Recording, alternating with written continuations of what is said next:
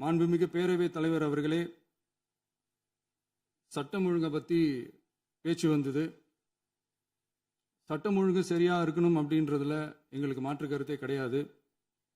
கண்டிப்பா law and order கரெக்டா இருக்கணும், கரெக்டா இருக்கும், இருக்க வைப்போம். அதே மாதிரி பெண்கள் பாதிக்கப்படுறதையும் இங்க யாராலையும் சகிச்சுக்கவே முடியாது. அதுக்கான கடுமையான நடவடிக்கைகள் நம்ம அரசு எடுத்துக்கிட்டு இருக்கிறோம். இந்த சிங்கப்பெண் சிறப்பு அதிரடிப்படை கூட அதுக்கான ஒரு ஃபர்ஸ்ட் ஸ்டெப் தான். அதே மாதிரி இந்த போதைப் பொருள் நடமாட்டம் அதை கண்ட்ரோல் பண்றதுக்கும் நம்ம அரசு கடுமையான நடவடிக்கைகள் எடுத்துக்கிட்டு இருக்கிறோம். அதையும் கண்டினியூ பண்ணி எடுப்போம். மாண்புமிகு பேரவைத் தலைவர் அவர்களே, இப்போ நான் சொன்ன இந்த பிரச்சனைகள்லாம் 2026 போன மாதம் மே மாதம் 10ஆம் தேதி புதுசாக வந்துடல. இதெல்லாம் பல வருஷமா இருக்கிற பிரச்சனைகள் தான், பல வருஷமா கண்டுக்காம விட்ட பிரச்சனைகள் தான்.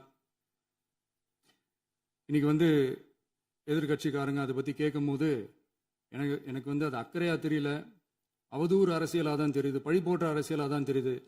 இப்படி அவதூறு பழி போடுறவங்கள பார்த்து ஒன்னே ஒன்று தான் கேட்கணும்னு தோணுது. கடந்த 9-10 மாசமா நம்ம ஸ்டேட்ல சட்டம் ஒழுங்கு டிஜிபியே இல்லை. சட்டம் ஒழுங்கு டிஜிபியை போடுங்கன்னு சொல்லி எல்லாம் ஓஞ்சி போயிட்டோம். போன ஆட்சியில் நடந்ததுக்கெல்லாம் இப்பதான் விடையே கண்டுபிடிக்கிறோம் நம்ம ஆட்சியில்.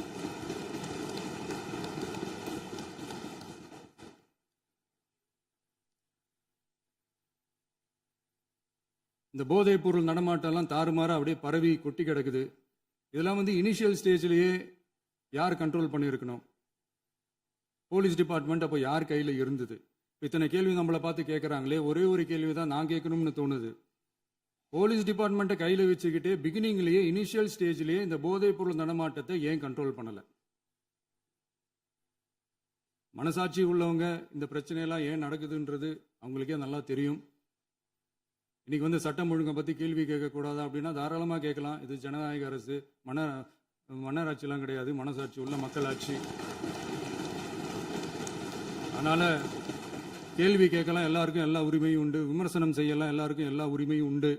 ஆனால் நம்ம ஆட்சியில் என்ன நடவடிக்கைகள் எடுத்திருக்கோன்றது தெரிஞ்சுக்கிட்டு அதுக்கேற்ற மாதிரி ஒரு நடுநிலையாக பேசுனீங்கன்னா கொஞ்சம் நல்லா இருக்கும். சட்டம் ஒழுங்கை பற்றி யாருக்கு என்ன யோசனை இருந்தாலும், மக்கள் நலனுக்காக யாருக்கு என்ன யோசனை இருந்தாலும் அதை தாராளமாக சொல்லலாம். நம்ம அரசு அது காது கொடுத்து கேட்கும். ஆனால் நம்ம அரசினுடைய நிர்வாகத்திறன் அதை பற்றி பேசுறவங்களுக்கு இந்த ஊரடிச்சு உலையில போட்டு ஊழல் மேல ஊழலா செஞ்சுக்கிட்டு அதுல இருந்து தப்பிக்கிறதுக்கு பேர் தான் நிர்வாகத்திறன் அப்படின்னு சொன்னா, அப்படிப்பட்ட ஒரு ஊழல் செய்யற நிர்வாகத்திறனை நம்ம அரசு ஒரு நாளும் செய்யாது. பொட்டி பெட்டியா பணத்தை வச்சுக்கிட்டு, பெட்டியை வச்சு எல்லாம் செஞ்சுக்கிட்டு, போதைப் பொருள் பாதுகாவல் கழக மாடல் அரசாங்கம் செஞ்ச ஒவ்வொரு ஊழலா வெளியில வந்துகிட்டு இருக்கு. டாஸ்மாக்ல அது என்னப்பா அது பேரு,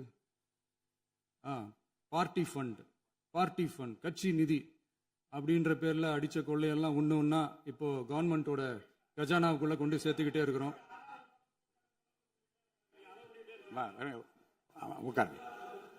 மாண்புமிகு முதல்வர்கள் பதில் உரைக்கு பிறகு நேரம் தரேன். அப்ப பேசட்டும், அவங்க பேசட்டும், அவங்கள பேச அனுமதி. உட்காருங்க.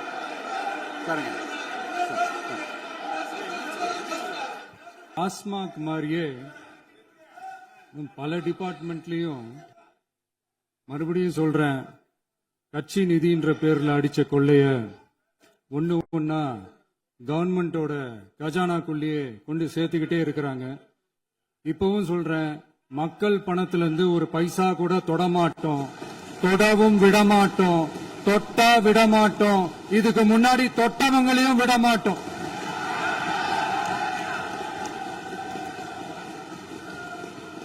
ஒவ்வொரு ஊழலா வெளியில வரும் போலயே, ஒவ்வொரு வேஷமா கலைஞ்சிரும் போலயே இங்க இருக்கிற நிறைய பேரு நடுங்கி போய் இதுல நம்ம மேல அவதூறு வேற. இப்ப புதுசா ஒரு வெப்பன் ஒண்ணு கொண்டு வந்திருக்காங்க. அது என்ன தெரியுமா? அவங்க தயவால தான் நம்ம ஆட்சி நடக்குதாம். மக்கள் தயவால இந்த ஆட்சி நடந்துகிட்டு இருக்கு. மனசாட்சி உள்ள சக்திகளோட ஆதரவால இந்த ஆட்சி நடந்துகிட்டு இருக்கு. நாங்க தான் அனுப்பி வச்சோம் அப்படின்றாங்களே. அனுப்பி வச்சவங்களுக்கு மினிஸ்ட்ரியில இடம் கொடுத்தா ஏன் கதறீங்க? ஏன் இவ்வளவு கோவம்? ஏன் இவ்வளவு கதறல்ஸ்? இதுல இன்னொரு முக்கியமான விஷயம், மார்க்சிஸ்ட் கம்யூனிஸ்ட் கட்சி நமக்கு ஆதரவு கொடுத்தது சுயேட்சையா எடுத்த முடிவுன்னு சொல்றாங்க. அதே மாதிரி இந்திய கம்யூனிஸ்ட் கட்சி நமக்கு ஆதரவு கொடுத்தது சுயேட்சையா எடுத்த முடிவுன்னு சொல்றாங்க. இதுல எங்க இருந்து நாங்க தான் அனுப்பி வச்சோம்னா புரியலையே. மக்களுக்கு நல்லா புரியும், எல்லாத்தையும் தெளிவா பார்த்துக்கிட்டு இருக்கிறாங்க.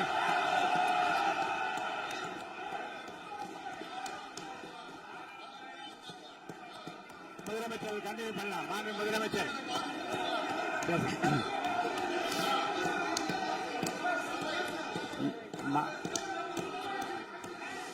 இந்த சமூக நீதி அரசுன்னு சொல்றவங்களை பார்த்து கேட்கிறேன், நம்ம பட்டியலின சகோதரர்களுக்கு எத்தனை அமைச்சர் பதவி கொடுத்தீங்கன்னு கொஞ்சம் சொல்ல முடியுமா?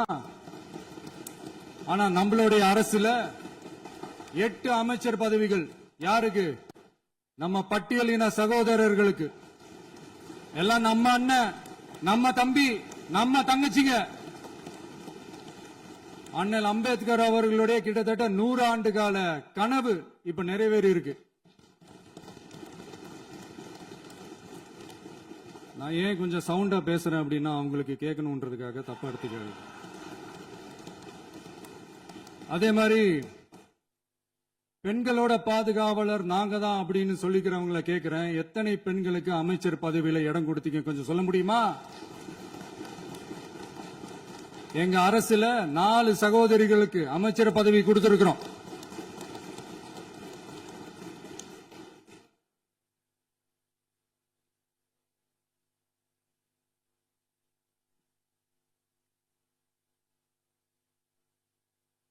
அதனால மக்களால் நிராகரிக்கப்பட்டு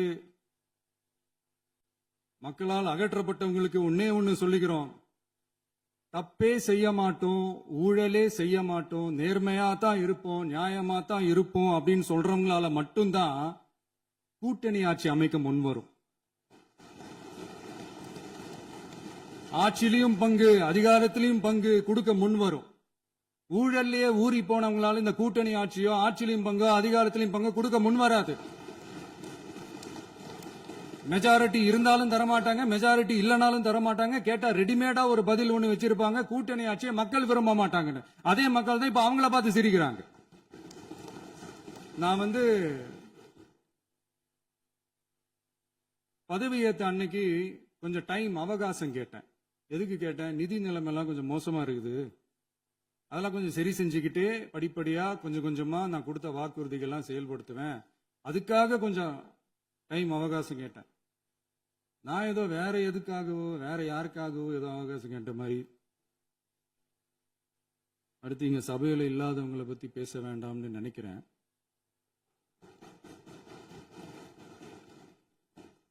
இங்க நம்மளை பத்தி அவதூறு பரப்புறதோட மட்டும் இல்லாம இப்ப நம்ம மக்கள் மேலேயும் அவதூறு பரப்ப ஆரம்பிச்சிட்டாங்க. மக்கள் நமக்கு ஓட்டு போட்டது தப்பா, குடும்பமா நமக்கு ஆதரிச்சது தப்பா. இது இப்ப இல்ல, நான் சொல்றது எம்ஜிஆர் அவர்கள் காலத்திலிருந்தே. அப்பவே அவர் ஜெயிச்சப்போ அதே மக்களை தப்பா பேசுறது. மக்கள் என்ன பண்ணிட்டாங்க, எம்ஜிஆர் என்ன பண்ணிட்டாரு, எம்ஜிஆர் என்ன இது பண்ணிட்டாரு. 50 வருஷமா ஒரே டெக்னிக்கா.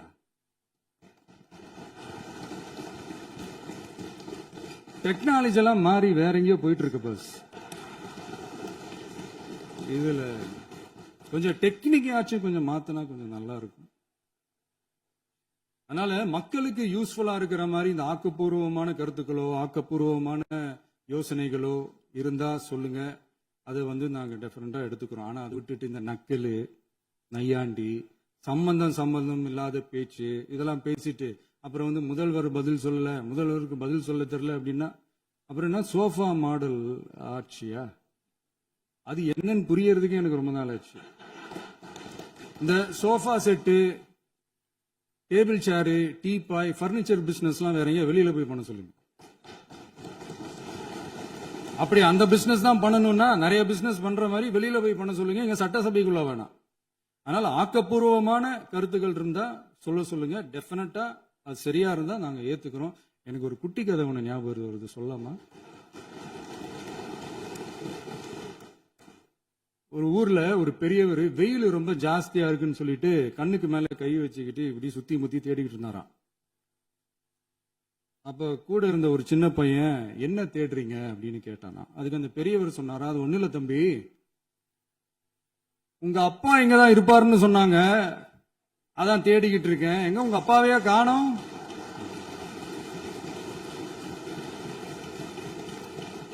இல்ல அந்த எங்களுக்கும் நக்கலா நையாண்டியா சம்பந்தம் இல்லாத குட்டி கதை இதெல்லாம் எங்களுக்கும் பேச தெரியும். அந்த கதையில பெரியவர் அப்படி சொன்னாராம், தப்பா எடுத்துக்காதீங்க. அந்த கதையில பெரியவர் அப்படி கேட்டாராம். அதனால யாரும் இங்க டென்ஷன் ஆக வேணாம். அதனால இன்னொரு இந்த என்னுடைய உரையை முடிக்கிறதுக்கு முன்னாடி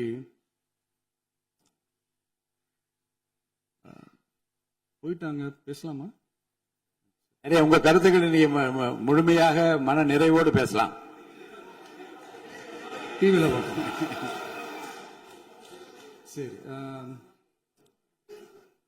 அதான் 5 நிமிஷம் பேசுனதுக்கே கொலத்தூரி இந்த ஆட்டம் இருக்கு. பேசுனா அப்புறம் என்ன பண்றது? கடைசியா நான் இந்த உரையை முடிக்கிறதுக்கு முன்னாடி ஒரு முக்கியமான ஒரு விஷயம் பத்தி சொல்லணும். ஆளுநர் உரை அன்னைக்கு இந்த தமிழ் தாய் வாழ்த்துக்கு அப்புறம் தேசிய கீதம் பாடினது தப்பு, தேசிய கீதம் 2 முறை பாடினது தப்பு, அப்படி ஒரு நிகழ்வு இதுக்கு முன்னாடி இந்த சட்டசபையில நடந்ததே கிடையாது, அந்த மரபையே மாத்திட்டீங்க, இப்படி ஒரு பெரிய ஒரு போர் மாதிரி எதிர்கட்சி சார்ந்தவங்க எல்லாம் சொன்னாங்க இல்லையா. அந்த மாநில உரிமை போராளிகளை, அந்த மரபு காக்கிற உரிமை போராளிகளை ஒரே ஒரு கேள்விதான் கேட்கணும். 2021 ஆகஸ்ட் 2 ஞாபகம் இருக்கா? Centenary celebration of Tamil Nadu legislature. அந்த ஃபங்க்ஷன்ல நம்ம முன்னாள் முதலமைச்சர் கருணாநிதி அவர்களோட கலைஞர் அவர்களுடைய கலைஞர் அவர்களுடைய புகைப்படத்தை மாண்புமிகு குடியரசுத் தலைவர் திறந்து வைக்கிற ஒரு ஃபங்க்ஷன். அந்த ஃபங்க்ஷன்ல national anthem followed by Tamil Thai Vazhthu அப்படின்னு அறிவிச்சது ஞாபகம் இருக்கா? அதாவது தேசிய கீதத்துக்கு அப்புறமா 2வது முறையா, நோட் திஸ் பாயிண்ட் மாண்புமிகு பேரவைத் தலைவர் அவர்களே, பிளீஸ் நோட் திஸ் பாயிண்ட். தேசிய கீதத்துக்கு அப்புறம் 2வது முறையாக தமிழ் தாய் வாழ்த்து பாடப்படும் அப்படின்னு சொன்னது ஞாபகம் இருக்கா? அதுவும் முத்தமிழ் அறிஞர் அப்படின்னு சொல்ற நம்ம கலைஞர் அவர்களுடைய அந்த புகைப்படம் வெளியிட்டு விழாவில் அவர் இருந்த இதே சபையில தமிழ 2வது இடத்துக்கு தள்ளினது யாருன்னு ஞாபகம் இருக்கா? அது மட்டும் இல்ல, அந்த தேசிய கீதத்தை நாட்டுப்பண் நேஷனல் ஆந்தம்னு சொல்லி அதே ஃபங்க்ஷன்ல கடைசியா ஃபங்க்ஷன் முடியும் போது செகண்ட் டைம் தேசிய கீதம் பாடினதும் ஞாபகம் இருக்கா? இதே அவையில் தான், அது அவை குறிப்பிலும் இருக்கிறது, இதே அவையில் தான் நடைபெற்றது. இந்த தக்க நேரத்தில் இந்த ஆதாரங்களை அளித்த மாண்பு முதல் அவர்களுக்கு நன்றியை தெரிவித்துக் கொள்கிறேன். டவுட் இருந்தா இந்த புக்கை பார்த்து தெரிஞ்சுக்கலாம். அதனால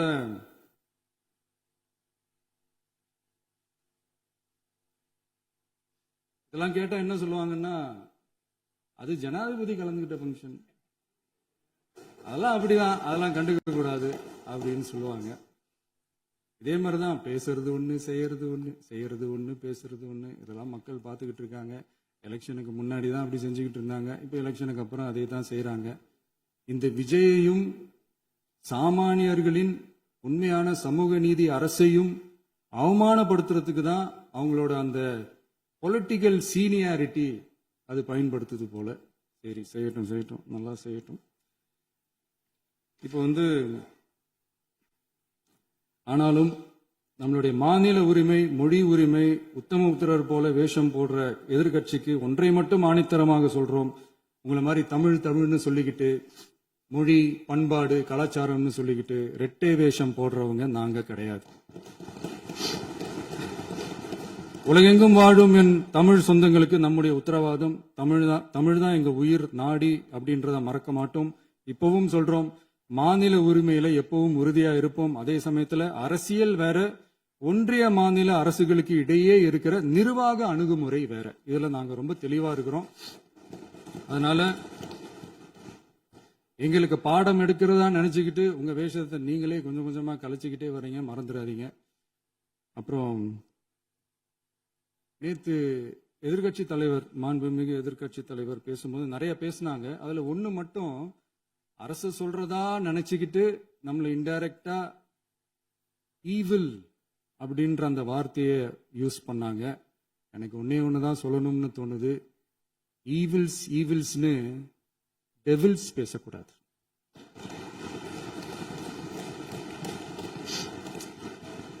அவங்க இருந்திருந்தா ஒரு ஆக்ஷன் பண்ணணும்னு எனக்கு தோணுச்சு. எல்லாரும் போயிட்டாங்க. பர்மிஷன் பண்ணலாமா? இப்பவும் பண்ணலாம், ஒன்றும் தப்பு இல்லை.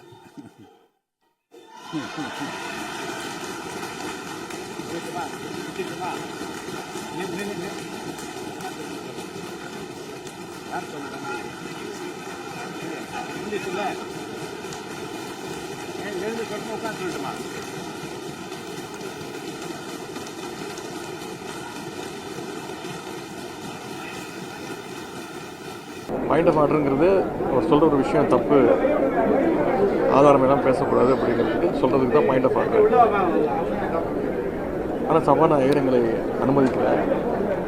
நேற்று நான் பேசும்போது, எதிர்க்கட்சி தலைவராக நான் பேசும்போது பல அமைச்சர்கள் குறுக்கிட்டு பேசினாங்க. முதலமைச்சர்கிட்ட கேள்வி கேட்டாலும் முதலமைச்சர் நேற்று எந்த பதிலும் சொல்லவே இல்லை. ஆனால் பல அமைச்சர்கள் எந்திரிச்சு பல முறை குறுக்கிட்டு பேசினாங்க, சொன்னதே திருப்பி பேசினாங்க. ஒரு அமைச்சர் நாங்கள் பேசி முடித்து வீட்டுக்கு போன சபாநாயகர் அவை நேரம் முடிஞ்சிடுச்சு அப்படின்னு சொன்னதுக்கப்புறம் நாங்கள்லாம் கிளம்பி வீட்டுக்கு போயிட்டோம். அது வரைக்கும் வீட்டுக்கு போய் சேர்ந்த வரைக்கும் இன்னொரு அமைச்சர் வந்து அதுக்கு விளக்கம் கொடுத்துட்டு இருந்தார், பதில் சொல்லிட்டு இருந்தார். அதெல்லாம் நேற்று நாங்கள் வீட்டுக்கு போய் தான் நாங்களே தொலைக்காட்சி மூலம் பார்த்தோம். இப்போ நான் நேற்று பேசும்போது பல அமைச்சர்கள் குறுக்கிட்டு பேசுகிறதால நீங்கள் பார்த்துருப்பீங்க. ஆனால் இன்றைக்கி முதலமைச்சர் ஒரு உண்மைக்கு புறமான விஷயத்த சொல்லும்போது அதை மறுத்து பேசுவதற்கு என்ன ஆதாரத்தோடு பேசுகிறீங்க அப்படின்னு கேட்ட ஒரு விஷயத்தை முதலமைச்சர் சொல்லும்போது அது வரம்பு எம்பிட்டு தாண்டி போகும்போது நான் எந்திரிச்சு இது எந்த ஆதாரத்தில் முதலமைச்சர் பேசினார், ஆதாரம் தான் கொடுங்க அப்படின்னு. எந்த ஆதாரமும் கொடுக்கல. ஆனால் சபாநாயகர் முதலமைச்சர் மீண்டும் பேசுவார் அப்படின்னு அனுமதிச்சார். முதலமைச்சர் இன்னைக்கு ஒரு ஸ்கிரிப்ட் எடுத்துகிட்டு வந்திருக்காரு. அந்த ஸ்கிரிப்டை அவர் பேசி முடிக்கிற வரைக்கும் நான் யாருக்கும் பதில் சொல்ல மாட்டேன் அப்படிங்கிற தோணியில் அந்த டைலாக், அந்த ஃபுல் டைலாக், அந்த சீனோட டைலாக் பேசி முடிக்கிற வரைக்கும் யாரும் கட் சொல்லக்கூடாது அப்படிங்கிற மைண்ட் செட்டில் ஷூட்டிங் போனால் எப்படி இருப்பாரோ அதே மாதிரி இன்றைக்கி சட்டமன்றத்தை ஒரு ஷூட்டிங் ஸ்பாட்டாக அவர் இன்றைக்கி மாற்றி காட்டியிருக்கிறாரு. நேற்று நான் அவ்வளோ கேள்வி கேட்டேன். ஒரு விட எந்திரிச்சு வாய் திறக்காத முதலமைச்சர் இன்றைக்கி ஃபுல் டைலாக்கையும் ஒப்பிச்சு வந்துட்டு இன்றைக்கி அதை முழுசாக பேசியிருக்கிறாரு. தொடர்ந்து நீங்களும் ஊடகங்களும் செய்தியாளர்களும் அவர்கிட்ட கேள்வி கேட்க எவ்வளவோ முயற்சிகள் எடுத்துக்கிட்டு இருக்கீங்க. உங்களுக்கும் பதில் சொல்ல மாட்டேங்கிறாரு, அசெம்பிளியில் எங்களுக்கும் பதில் சொல்ல மாட்டேங்கிறாரு. ஒரு முதலமைச்சராக நாங்கள் அவர்கிட்ட எதிர்பார்க்கிறது, நாங்கள் கேட்குற கேள்விகளுக்கு மக்களுடைய கேள்வியை தான் நாங்கள் கேட்குறோம். மக்களுடைய கேள்விகளுக்கு ஒரு முதலமைச்சர் பொறுப்பாக பதிலளிக்க வேண்டும். இதுதான் நாங்கள் எதிர்பார்ப்பது, மக்களும் அவர்கிட்ட எதிர்பார்ப்பது. ஆனால் இது எல்லாத்துக்கும் மேலே என்ன நடந்தாலும் அது திமுக மேலே பழி போடுறதையே ஒரு வழக்கமாக இந்த அரசு வச்சிருக்கு. அதனால தான் ஊடகங்கள் மூலமாக நான் முதலமைச்சரை கேட்டுக்கொள்வது, நேற்று நான் பல கேள்விகளை வச்சுருந்தேன். சிலவற்றை மட்டும் இங்கே இன்னும் கேட்க விரும்புகிறேன். ஆளுநர் சட்டசபைக்கு வரும்போது, இதுதான் மரபு மீறப்பட்டிருக்கு. ஆளுநர் சட்டசபைக்கு வரும்போது ஆரம்பத்தில் தமிழ்தாய் வாழ்த்தும், முதல்ல தமிழ்தாய் வாழ்த்தும், இறுதியாக நிகழ்ச்சி முடியும் போது இறுதியாக தேசிய கீதமும் பாடுவது தான் வழக்கம். ஆனால் இந்த முறை ஆளுநர் வரும்போது மரபு மீறப்பட்டு 2 முறை ஏன் தேசிய கீதம் பாடப்பட்டது அப்படின்னு கேள்வி கேட்டேன். இதில் என்ன தப்புன்னு என்ன கேட்டாங்க. நான் சொன்னேன், தப்பு கிடையாது தான், வாழ்த்துக்கள், தமிழ்தாய் முதல்ல பாடிட்டீங்க. ஆனால் தேசிய கீதம் 2 முறை பாடப்பட்டது தப்பு. தமிழ்தாயை 2 முறையோ 3 முறையோ நீங்கள் ஒலிக்க வைக்க வேண்டியதானே அப்படின்னு நான் கேள்வி கேட்டேன். அதுக்கு பதில் சொல்லணும். இதுக்கு என்ன விதமான காம்ப்ரமைஸ் அடைஞ்சிருக்கீங்க நீங்களும் ஆளுநரும் அப்படின்னு கேள்வி கேட்டேன். அதற்கு எந்த விதமான ஒரு பதிலும் கிடையாது. அதுக்கு என்ன சொல்லியிருக்காருன்னா, கலைஞருடைய படத்திறப்புக்கு பிரசிடென்ட் வந்தார், அப்போ நீங்கள் போட்டிங்க அப்படின்ட்டாரு. ஒரு முதலமைச்சருக்கு இந்த புரோட்டோகால் கூட தெரியாமல் இருக்குது. ரொம்ப வருத்தத்திற்குரிய ஒரு விஷயம். பிரசிடென்ட் வரும்போது பிரசிடென்ட்டுக்குன்னு ஒரு புரோட்டோகால் இருக்குது. ஆனால் ஆள் நடுக்கப்படலாம் கிடையாது. பிரசிடென்ட்டுக்குன்னு ஒரு புரோட்டோகால் இருக்குது. அந்த புரோட்டோகால் படி தான் அன்றைக்கு அந்த தேசிய கீதம் அன்னைக்கு பாடப்பட்டது. அதே மாதிரி நான் முதல்வன் திட்டம் கிட்டத்தட்ட 41 லட்சம் மாணவர்கள் பயன்பெற்றிருக்கிறாங்க, பல சாதனைகள் செஞ்சுருக்கிறாங்க. அந்த திட்டத்தை ஏன் முடக்கியிருக்கீங்க அப்படின்னு நான் கேட்ட கேள்விக்கு கண்ணாபனான இஷ்டத்துக்கு ஒரு ஆதாரம் இல்லாமல், முறையான பதில் இல்லாமல் என்னென்னமோ குற்றச்சாட்டுகள்லாம் வைக்கிறாங்க. மின்வெட்டு தொடர்பாக கேட்கப்பட்ட கேள்விகளுக்கெல்லாம் மீண்டும் அதான் அவகாசம் கேட்குறாங்க. அதையும் தூக்கி திமுக மேலே பழிய போட்டுட்டு ஃபியூஸ் கேரியரை பிடிங்கிட்டு போயிட்டாங்க அப்படின்றாங்க. எந்த விதமான கேள்விக்கும் ஒரு தெளிவான பதில் இல்லை. பயிர்க்கடன் தள்ளுபடி விவசாய போராட்டம் பற்றி கேட்டதுக்கு விவசாயிகள் எல்லாம் திராவிட முன்னேற்றக் கழகம் தூண்டிவிட்டு போராட்டத்தில் ஈடுபட சொல்கிறாங்க அப்படின்னு விவசாயிகளுடைய போராட்டத்தை முழுமையாக கொச்சப்படுத்தியிருக்கிறாரு முதலமைச்சர் அவர்கள். இன்றைக்கி கூட திருவள்ளூரில் காலைல தொலைக்காட்சியில் பார்த்தா திருவள்ளூரில் விவசாயிகள் போராட்டம் பண்ணிட்டு இருக்காங்க. ஏன் இந்த விவசாயிகள் போராட்டத்தை திமுக தான் தூண்டி விடுதுன்னு விவசாயிகளை நம்முடைய முதலமைச்சர் அவர்கள் மிகவும் கேவலமாக கொச்சைப்படுத்தி கொண்டிருக்கிறார். அதே மாதிரி சட்டம் ஒழுங்கு பிரச்சனை, மீண்டும் அதற்கும் அதே பதில் தான், எனக்கு கொஞ்சம் அவகாசம் கொடுங்க அப்படின்னு. ஏன் டிஜிபி நீங்கள் வந்து அப்பாயின்ட் பண்ணல அப்படின்னு கேட்குறாரு. சரி, நாங்கள் பண்ணலை, அதுதான் மக்கள் உங்களை தேர்ந்தெடுத்துட்டாங்கல்ல, மாற்றம் அப்படின்னு சொன்னீங்கல்ல, ஒரே நாள் எல்லாத்தையும் கிழிச்சு எரிஞ்சிடுவேன்னு சொன்னீங்கல்ல, ஆட்சிக்கு வந்து அடுத்த நிமிஷமே எல்லாம் மாற்றுவேன்னு சொன்னீங்களே, இப்போ இந்த 40 நாளில் உங்களுடைய காவல்துறை எதை கிழிச்சிக்கிட்டு இருக்கிறாங்க அப்படிங்கிறது தான் நாங்கள் கேட்கக்கூடிய கேள்வி.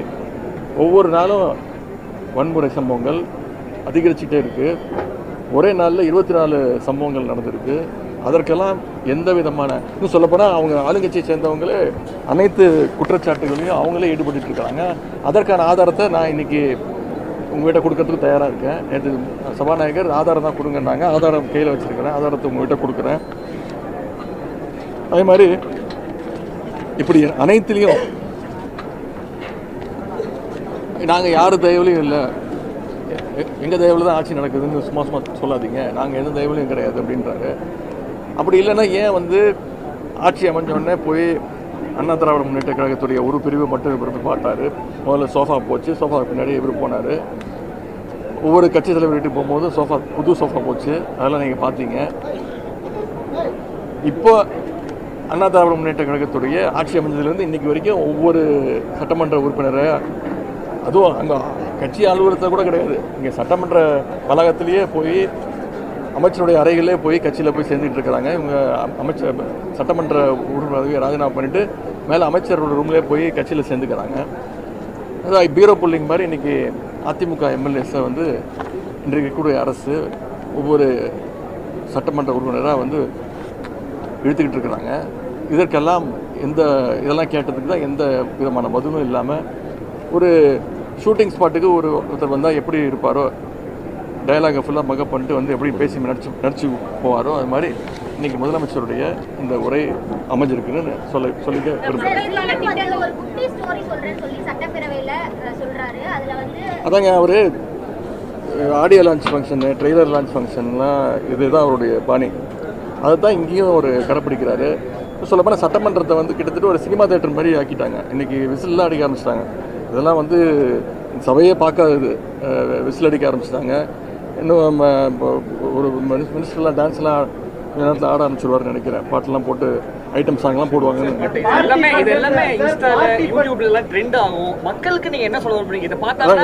அதான் இது வந்து முழுக்க அவங்க வந்து இந்த சோஷியல் மீடியாவில் ட்ரெண்ட் ஆகணும்னு, ரீல்ஸாக போகணுன்னு. இன்றைக்கி முதலமைச்சரோட பேச்சை நீங்கள் எடுத்து பார்த்தீங்கன்னா கிட்டத்தட்ட ஒரு அரை மணி நேரம் பேசியிருக்காருன்னா அதில் ஒரு 10 ரீல் தேரும். வந்து பிளான் பண்ணி தான் பண்ணுறாங்க. இது ஃபுல்லாக ஸ்கிரிப்டடாக தான் இருக்குது. இது நாங்கள் எதிர்பார்த்தது தான். ஓரளவுக்கு மேலே பொறுத்துக்க முடியல. ரொம்ப எங்களுடைய ரொம்ப ஆர்டிஃபிஷியலாக பேசுகிறாரு, நடிக்க ஆரம்பிச்சிட்டாரு. இங்கேயும் இப்போ செய்கையெல்லாம் கொஞ்சம் நடிச்சுக்காரு, ஆக்ஷன்லாம் இன்னும் ஸ்பீக்கர் வந்து ஆக்ஷன் கட்டு அதெல்லாம் இனிமேல் சொல்லுவாருன்னு நினைக்கிறேன். 1 மோர்லாம் போவாங்கன்னு நினைக்கிறேன். ஸ்பீக்கர்கிட்ட அனுமதி வாங்கி நான் ஆக்ஷன் பண்ணலாமான்னு கேட்குறாரு. ஸ்பீக்கர் ஆக்ஷன் அப்படின்றாரு. இனிமேல் முதலமைச்சர் வந்து இங்கே வந்து ஃபுல் கேரவேன்லாம் வந்துடும் நினைக்கிறேன். கேரவேனு, மேக்கப்பு, ஸ்டண்ட் மாஸ்டர் எல்லாம் வந்துருவாங்கன்னு நினைக்கிறேன். இது சட்டமன்றத்தை கிட்டத்தட்ட ஒரு ஷூட்டிங் ஸ்பாட்டாக மாற்றிக்கிட்டு இருக்காங்க.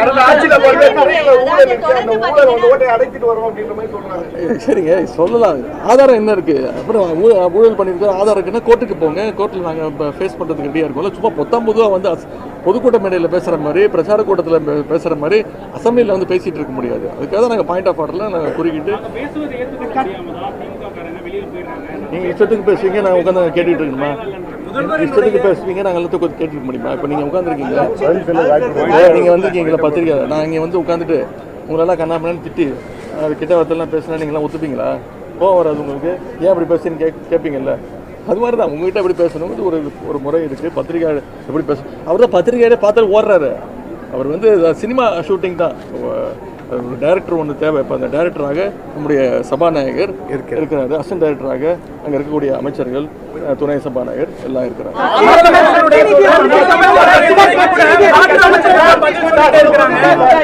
பேரவை முடிந்த பிறகு கூட அமைச்சர் பேசுறாரு, இதை அவை மரபுல ஏத்துக்கிறாங்க.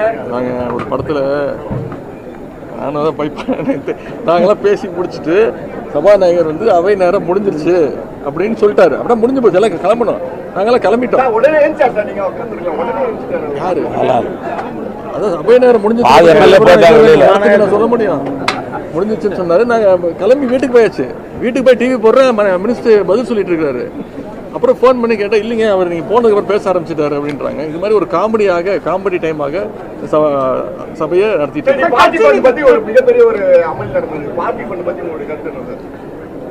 எந்த பார்ட்டி யார் யாருக்கு கொடுத்தாங்க, ஏதாவது ஒரு ஆதாரம் இருக்கா? சும்மா பொத்தாம்பதுவாக இப்படி ஒரு குற்றச்சாட்டு சொல்லும் போது ஒரு ஆதாரம் இருந்தால் அதுக்கு நம்ம பதில் சொல்லலாம். அது நீங்கள் அதிமுக தான் கேட்கணும். ஏன் நீங்கள் அமைதியாக இருக்கீங்கன்னு அவங்ககிட்ட கேட்கணும்.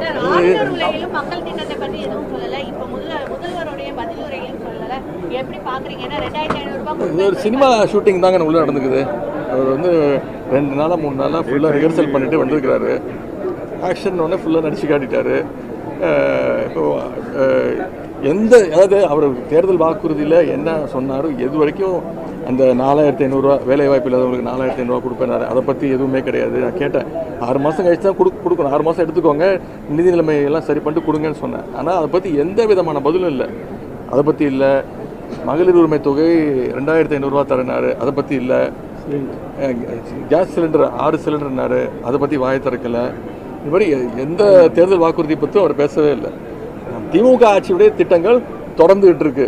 1000 ரூபா ஊக்கத்தொகை கொடுத்துருக்கிறாரு, மகளிர் உரிமை தொகை கொடுத்துருக்கிறாரு. தமிழ் புதல்வன் புதுமை பெண் திட்டம் தொடர்ந்துகிட்டு இருக்கு. வேற எந்த புது திட்டத்தையும் அறிவிக்கலை. சிங்கப்பெண் சொல்லி ஒன்று ஆரம்பித்தாங்க. இப்போ அவங்களும் பார்த்தீங்கன்னா முதலமைச்சர் பாணியில் அவங்களும் ஷூட்டிங் பண்ணி ரீல்ஸ்லாம் போட ஆரம்பிச்சிட்டாங்க. எனவே இந்த ஆட்சி ஒரு கேலி கூத்து ஆட்சியாக, ஒரு சினிமா ஆட்சியாக நடந்துட்டு